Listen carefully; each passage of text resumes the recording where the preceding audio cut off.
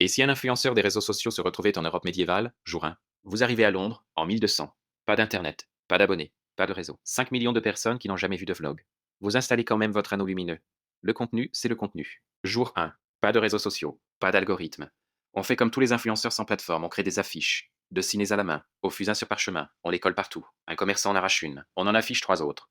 À midi, tout le monde se demande qui est l'homme aux os. Jour 2, vous effectuez votre premier direct. Vous montez sur une caisse, sur la place du marché, et vous parlez. Directement, personnellement, comme si vous les connaissiez, de tout ce qui n'allait pas dans le Londres médiéval, l'odeur, la nourriture, les médecins avec leurs masques à bec. On ne leur a jamais parlé comme ça auparavant. À la fin, 30 personnes rient aux éclats. Semaine 1, votre campagne d'affichage recouvre toute la ville. Les enfants vous suivent dans les rues. Les marchands se plaignent de vous auprès du seigneur local. Un noble arrache vos affiches du mur de son domaine, vous le recouvrez à nouveau le lendemain matin, avec 2 fois plus d'affiches, vous avez 200 adeptes, vous les appelez votre village. Semaine 2, vous investissez les tavernes, même contenu, public captif, ambiance chaleureuse. Vous informez les gens de ce qui se passe de l'autre côté de la ville, des informations qu'ils n'auraient aucun autre moyen d'obtenir. Vous n'êtes ni un bouffon, ni un prédicateur. Vous êtes quelque chose que l'Angleterre médiévale n'a jamais connu. Un présentateur de journal télévisé. Semaine 3. Vous lancez The Bonne Gazette, un bulletin manuscrit distribué dans tout Londres tous les 3 jours. Prix du marché. Nouvelles locales.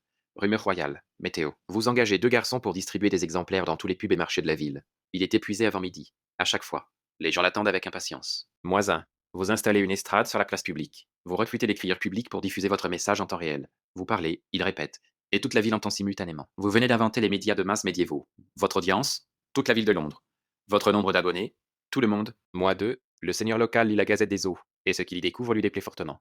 3 articles cette semaine révèlent ses pratiques de recouvrement d'impôts. Il vous convoque. Vous arrivez, il tente de vous faire taire. Vous lui rétorquez. Mon influence s'étend à toute la ville. Si vous me faites taire, tout le monde saura pourquoi. Il cède. Vous partez.